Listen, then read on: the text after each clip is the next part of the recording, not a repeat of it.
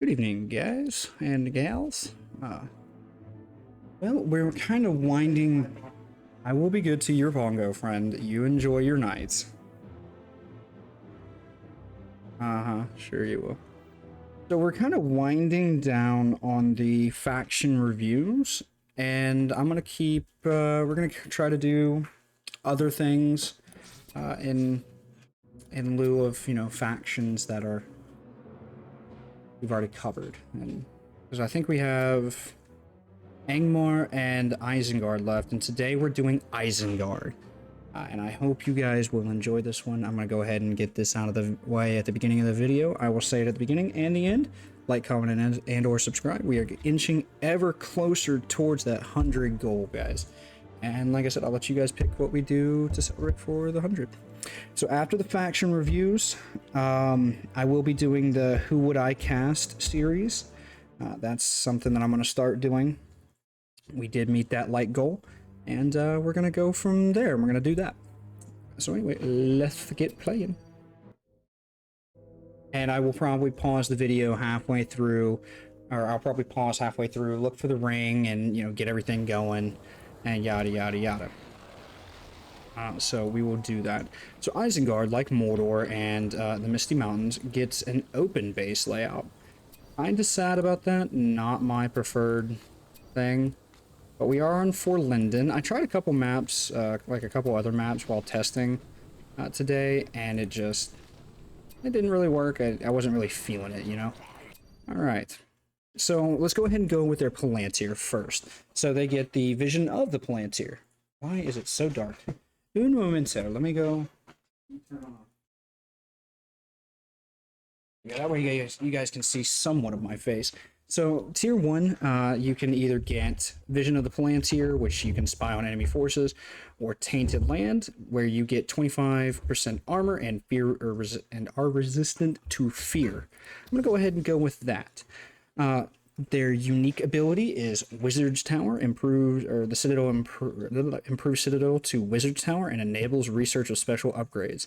When the Wizard's Tower when on the Wizard Tower, Sauron can use his abilities without level constraint. Tier 3, you're going to go ahead, you can get Industry. We remember that from the base game, and Deforestation, same from the base game. Ruthless Exploitation. So this one's a little bit new one. This is a little bit new. I mean, I don't really play Isengard, so I don't really know like what's new and what's not, because I'm not good at playing Isengard a lot. I don't play it a lot.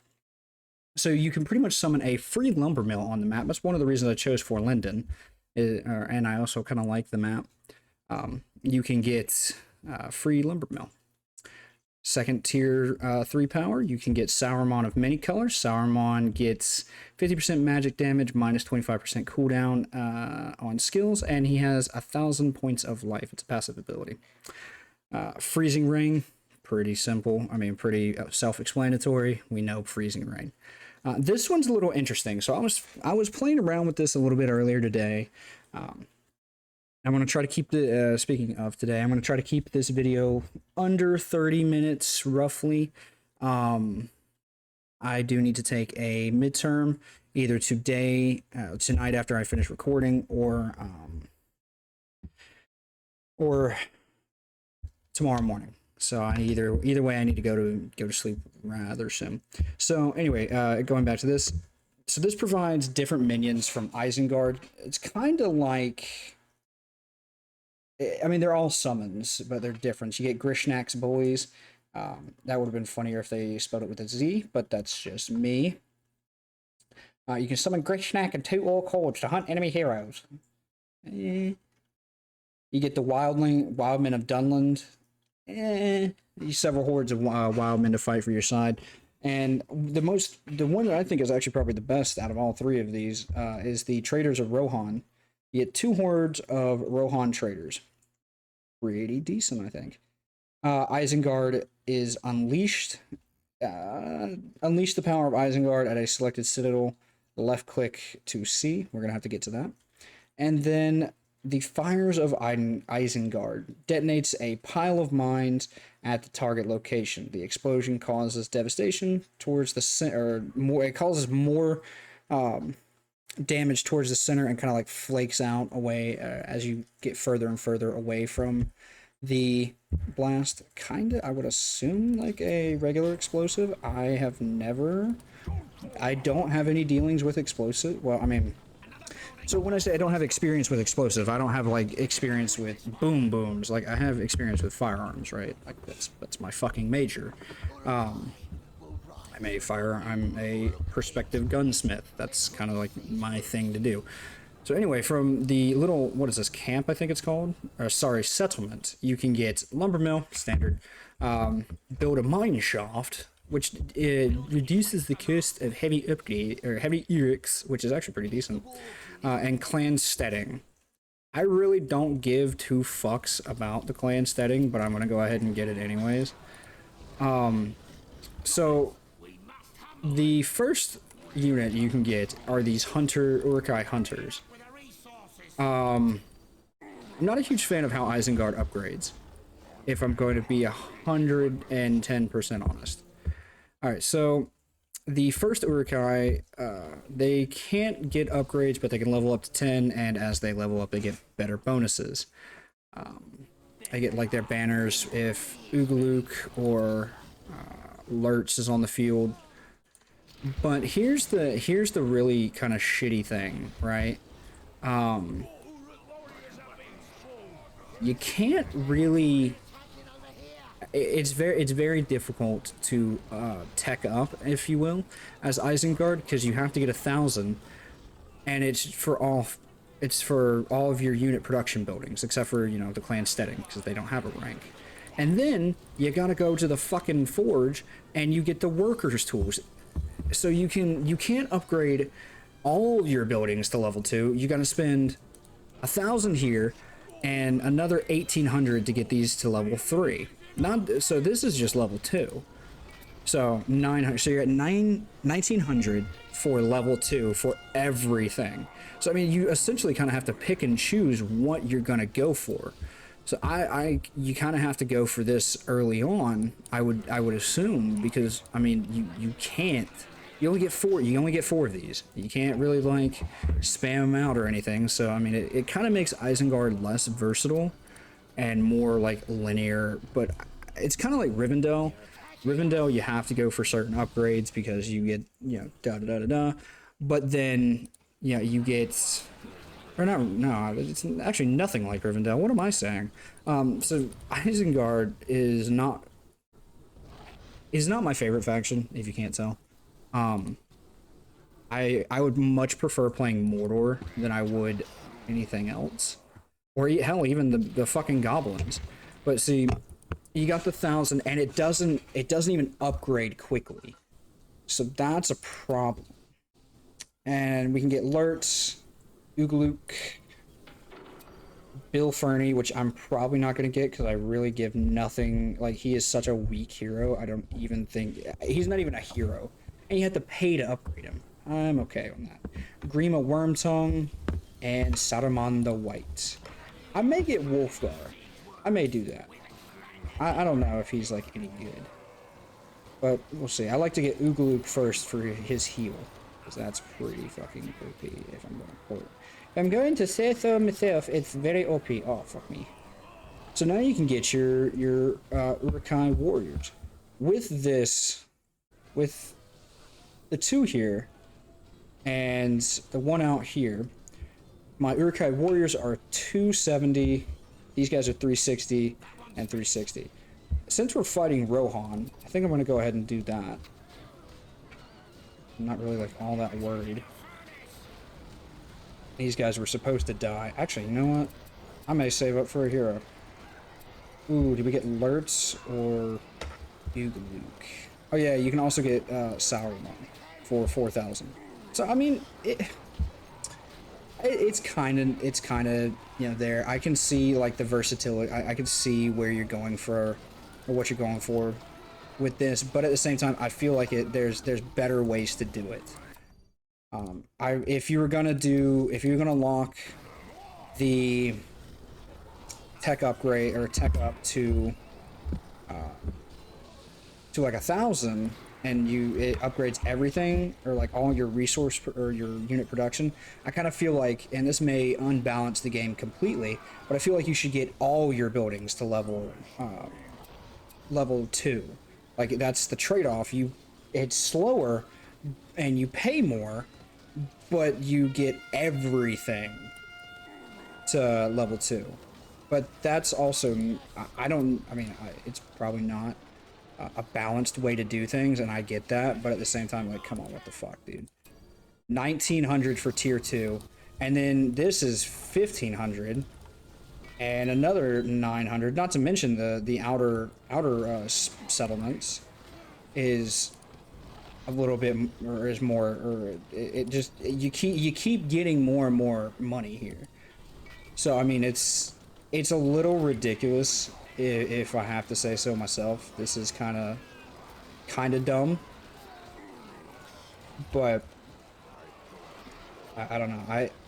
I don't want to say the Adane team don't know what they're doing. I mean, they really do. In my opinion, this is probably, I like Age of the Ring, don't get me wrong, and the Age of the Ring team are probably fantastic people, so if any Age of the Ring people are watching this, I'm not hating on you because I hate your mod, or I'm not hating on you at all. I prefer the Adane or the Adane mod because you get the castle structure. You get it plays more into my style. It has nothing. I like the unit variety in the Age of the Ring as well as the Dane mod. But there are some things I would change if it was me, in both mods. Like this, like I said, I would make this tier 2 upgrade everything. I don't think I would do I wouldn't do it the way it is right now. It's a little frustrating to do so because, you know, you're shelling out so much money, and then don't even get me started on the unique outpost. I think that Isengard gets is 3,000, and you'll probably see it after I pause the video, but yeah, it's a little bit more difficult than than people realize. And we're kind of getting close to our command point limits, so I'm going to kind of ramp down production. Just going to get 2 of each. Normally I like to get 3 of each, but let's see. Would you stop going over? That was kind of dumb there, bud. I don't know why you went that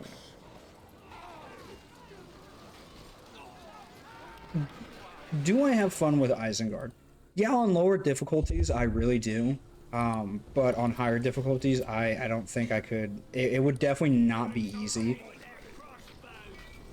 But so I'm gonna stop shitting on Isengard for a minute. So they get a unique. I'm saying a lot. My brain is very slow today. I am so sorry. I'm very tired. Isengard gets a unique upgrade called Uruk Captains. Enables units to buy Uruk Captains when equipped. It increases its units to level 5, gives them fear resistance, and the captain has increased attributes. So that's actually really cool. I like that. I really like that that upgrade. That makes sense to me. However, you know, they have to. The downside and the trade-off to that is they have to be level 2. So I think that's quite fair. If I have to say, I think that's pretty fair to do. I would also change it to where the heroes. I mean, in my ideal game, I would change it to where the heroes don't have. Boy. Holy Christ, I'm tired. Oh. Why? You want some? Oh yes, please guys, just sit there. In about 2 more minutes, I'll probably pause the video, and we'll go from there. Now, Isengard's towers, instead of getting double the archers, you can buy their steel bolts, which I really like. I miss where towers could get fire arrows and like the unique upgrade, or the unique upgraded arrows for that faction. I don't know what was wrong with doing it that way, but yeah, it makes no difference. I mean, it really makes no difference. But I kind of enjoyed the fire arrows.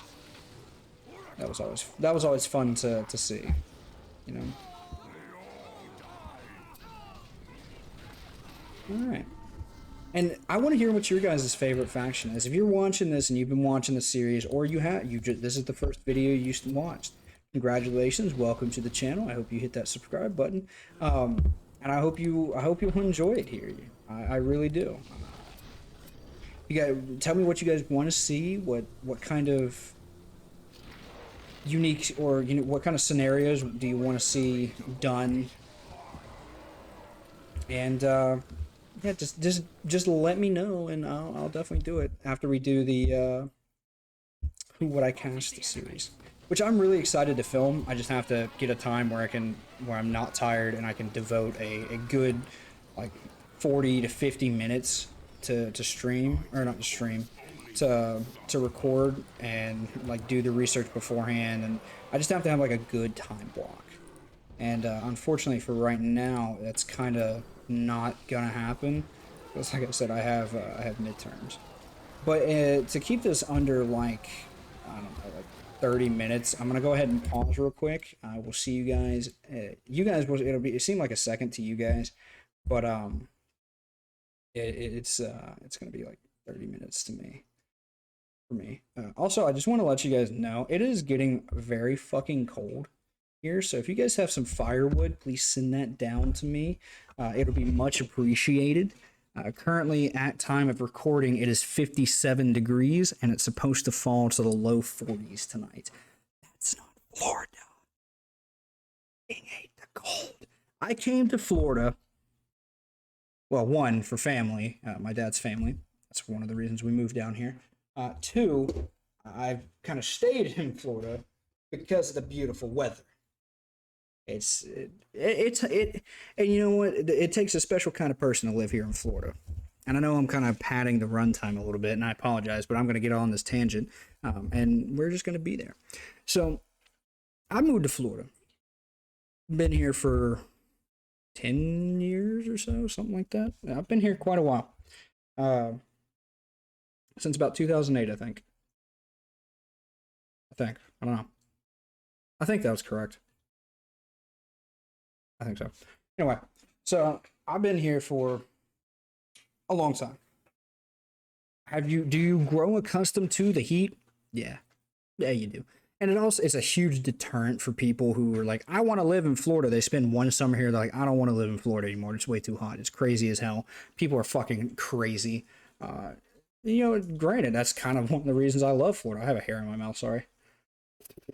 As part of one of the reasons I love Florida. 100%. Like, you never know what kind of crazy shit you'll see. It's like one of my favorite things to do. Just like, oh damn, that's nifty. Never seen that before. Cool. But yeah, I also came here for the nice hot weather. Bikini, bathing suit weather. Yeah, here in Florida, you can walk around in a bathing suit and no one gives a shit. Walk around with your shirt off. Because it's 100 plus degrees, and you're sitting inside going, man, it's a nice day outside. It's only 85. Yeah, it drops to the 70, like, winter is coming. 60s is like, nah, fam, I'm good. 50s, it's like, dude, I'm huddling up under the blanket. 40s, bro, I'm gonna get the fucking chisel and pickaxe and my heater. Like, my heater was struggling last night. And it's also a humidifier, so we can keep dehumidifier, I mean. So anyway, I'll be right back. I'm sorry, I went on like a tangent. I'll be right back. Okay, we're back. That should be like a short, quick second for you guys, but it was quite a while for me. As you can see, we are not necessarily, I mean, we're doing way better, right? I mean, I have this on medium because I have not played Isengard a lot, so I don't want to like rush into things and just get absolutely boned. But here you can see the little lumber mill that I summoned right here. yeah, Grishnak's boys, the traders of Rohan and stuff like that. Don't worry, I'll show you those. And yeah, we've also found the ring. So I did neglect to go over the ring hero. So the ring hero, can I put Saruman up here? I can. Okay, let's check that out. The ring hero is Saruman, obviously, but there's a catch. Much like Gandalf with his ring hero ness, it depends on if you get this Saruman of many colors. If you do have Saruman of many colors, he becomes Saruman the Blessed. So with Saruman the Blessed, he will become lordly, alike to the power of the Valar, and gain powers of lightning, air magic, as well as infantry support. His alter ego, Saruman the Cursed, will become twisted and dark and gain powerful fire magic and structural support. So the way I think I understand this is, like I said, if you have the power, if you have Saruman of many colors, when you find the ring and he's on the field, then you're gonna get the ring, and you're gonna get Saruman the Blessed. Oh, this is cool. So we have evacuate, industrial obsession, power of mercy. Saruman uses the One Ring to enhance his power. Selected building train units faster, and selected units receive short-term 400% armor. Burning Earth, Flaming Sky, level 5. The ground will burst into flames.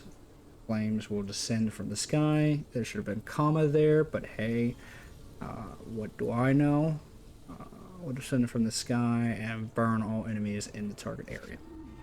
And then for his final ability, in their Dark Whispers, blinds foes with whispering and insinuations. Permanently. Oh, permanently. Okay. That's really not all that good because, we're fighting Rohan. I really don't give a shit about their abilities. Okay, so we're just going to evacuate him now that we've seen it. Alright, let's go down the list. So Ugaluk gets, I'm probably mispronouncing his name horribly, but he gets his heal, which is really nice. So it gets units in the target area, or allied units are healed for 40% of their hit points. Level 2, he grants nearby allied Uruk-hai 25% speed and resistance to knockback. Level 4, he gets his Bloodthirst, which is basically like a lifesteal, is the way I understand it. Don't worry, we will be getting this, I will be explaining this shortly. Level 4, so that's his Bloodthirst. Level 6 is the Ugaluk is the greatest and most powerful of Uruks, is known for killing those he deems to be too weak. He gets 25% armor. And at level 10, he summons Malhur and several elite hunters to the battlefield. I don't know if that's permanent or not. Get Wolfgar, because I really just don't get too shy. I mean, you know what? We'll just get everybody. I mean, shit. I had Bill Fernie and I have Wolfgar, but they kind of died.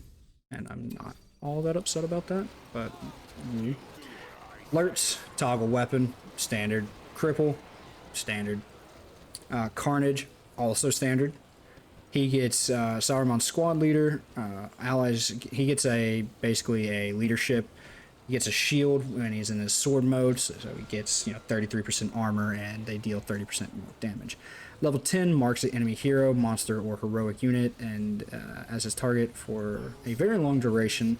Lurch, Ugaluk, and Malhur are, as well as all Uruk hunters and Malhur's hunters on the map, will move 35% faster while far away from the target. And in the target's vicinity, they get 50% damage instead.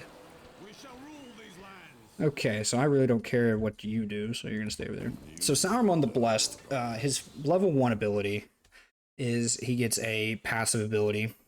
Now, so that basically tells you which one it goes. Right here, this tells him. Level... I'm not sure. It doesn't say. Saruman uses the One Ring to enhance his power. Selected out. Okay, so we saw that. Burning Skies saw that. And then at level 10, he gets he conjures a terrible thunderstorm, and so lightning from this storm will strike allies and enemies alike across the whole battlefield as long as Saruman remains immobile. Huh. Nifty.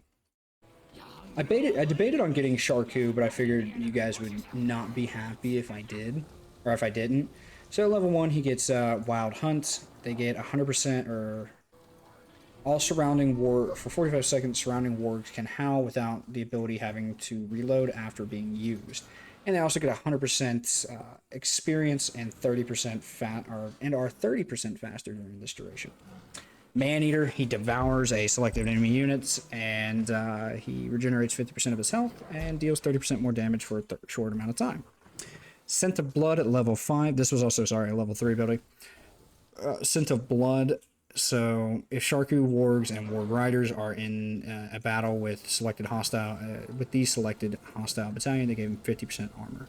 Effect on the chosen units lasts 30 seconds. May only be used on wounded enemies.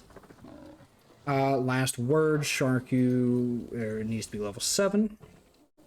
I'm not really a huge fan of the warg rider. Like, I get it, but I'm not a huge fan of Sharku, so I really don't care. Like, the 3 heroes that I really give a damn about are right here. But that's just me.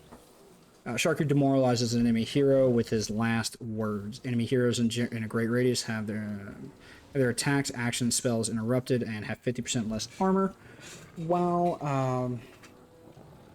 for 30 seconds, and it can only be done when he's below 50% of health. Untamable requires level 10. Unleashes a horrible, disfigured, and indomitable warg to the battlefield. Cannot be controlled by anyone. Will plunge itself towards any creature it encounters. So that kind of sounds like you just want to like run up to the enemy base, hit that ability, and then just run back. Because it sounds like it's gonna just affect you. It could easily beat your ass no matter what. So we got Blood Wargs on this. So basically what that ability does is each time the warg attack or the warg rider attacks, they get health back. Pretty nifty. Grima, I'm glad you're back after your short departure. Grima escape, becomes stealth, and can neither attack or neither be attacked nor make an attack. I'm sorry, I thought I had a stroke there for a second. Venomous Words reduces armor by 20% and damage by 28%. Pretty standard. Backstab, he can stab an enemy hero, double damage if it's hit from behind, and loses 25% armor for 10 seconds. He's pretty much like a debuff king. Influence of Despair, Grima deceives enemy heroes in the target area into believing that they are weak, and they deal no damage and receive no experience for the duration of the deception. That's also at level 7. Level 10, his many years of deception enables Grima to sabotage enemy plans. So the selected citadel and surrounding buildings cease to function in any way for 30 seconds. Pretty nifty. So Bill Ferny, I really don't give a fuck about. So you guys may enjoy it, may like him as a hero, and that's completely fine. I'm not saying you shouldn't. I'm just saying I don't like Bill Ferny as a hero. Not a huge fan. But level 1 bribes workers of an enemy resource building, which causes them to spy for him and reveal the nearby area for 30 seconds. He gets like a Farsight kind of. Disguise, he can hide it. He can disguise himself as an enemy unit. He can be revealed through enemy abilities or if he attacks or uses an ability. So kind of like a niche role. Like he has a niche role, which I'm not like. Maybe that's why I'm not good with him, or I don't like him. Is a better way to put it, because he's so specialized. It's fucking stupid. So level he doesn't even level up. By the way, you pay I think it's like 100, 200, and 300 to get him to level 10. It's fucking ridiculous. So Bill sends an enemy building or hero false information. That building loses their sight for 30 seconds. Heroes recharge their ability 25% slowly, and production speed of the building is reduced by 25%. Snitch, Isengard, or the spy of Isengard has his snitches everywhere. And there's a typo there. There's 2 A's. And therefore, he knows many of his foes' secrets. For a short amount of time, the closest enemy hero will be revealed. So that's where this guy comes in. I wanted to... Oh, that does nothing. Alright, well, I wasted that, but I don't really need resources. And for level 10, Bill Fernie is a trained thief and pickpocket. For a short time, Bill Fernie deals 35% more damage, has 50% more armor, and 20% more movement speed. And he also steals 40 resources for every hit on an enemy or an enemy hero or unit. He also has, I think, the OG Brawlmaster quote, I think. And from the clan setting, you can get ye old Bill Fernie. So Bill equips wildmen with spears to take the fight to the Rohirrim. Wildmen in the target area are reinforced by new warriors and particularly strong against cavalry. All right, you know what? I have not gotten any of these, so let's go ahead and get these guys. Wild Plunderers at level 3. He incites his wildmen of Dunland to plunder for 30 seconds. They can steal enemy resources. Basically, it's like Scavenger, if you guys remember Scavenger from BFME 2 and Rise of the Witch King, which I've never played the campaign, by the way. I may do that. Honest to God, I may do that. So they can get their torches, which increases their melee damage, and then get banners. They also get pillage. They steal 1 resource per time, I think. Level 5, Wolfgar gets... he can light his club on fire and for 30 seconds deals double damage against buildings and additional fire damage against units and things. Nifty. Let's see. Level 7, he swears an oath to fight for Sauron. Temporarily, Wildmen and Dunland are recruited faster, so okay, that's not too bad. Level 10, all men of Dunland on the map will be armed with heavy armor, resulting in more life points and better armor for them. Okay, so I kind of want to get him to level 10. I may do that off camera just to see what that looks like. But I may not. Oh, so when you upgrade the... where is it? Where you get the center ability, the Wizard Tower, you can get Krebine. This gives your building more life. And Burning Forges, I don't remember what that does. But you can get those 3. And they're completely free. Krebine gives you, you can summon ravens, which is actually really nifty. And it's all right here. So as you can see, I have no heroes. Siege work is pretty similar from the base game, except you get Mind Berserkers. Not really my thing as far as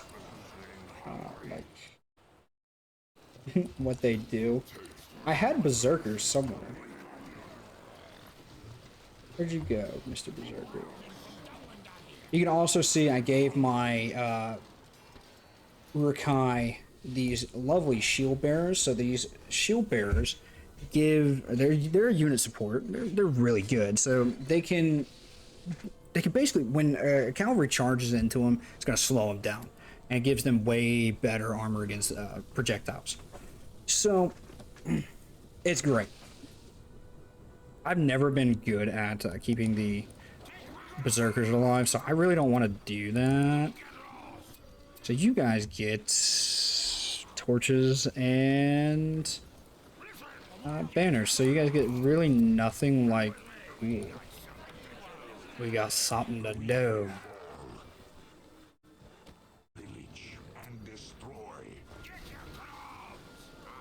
I'm gonna move you guys over here. I kind of want to give as many of them as possible. There we go. They got ears. So we're gonna try to give everybody. Wow, they recharge. That ability charges back fast. Huh. I'm kind of at an impasse because I don't know what to do. I mean, I could go win this, but I kind of don't want to. I kind of want to get the level 10 abilities for some of these guys. So with that, I'm gonna go ahead and leave it here, and I'm gonna probably save and continue this game a little bit later. This video is already 34 minutes. If you guys enjoyed this, like I said, hit that like button, smash that subscribe button, and leave a comment if you want. I enjoy reading your guys' comments. I'm sorry if I don't respond to them. I will get around to it. it doesn't mean I don't love you guys or anything. It just means I'm super busy, and it's not like I'm busy recording or anything. I'm busy with school.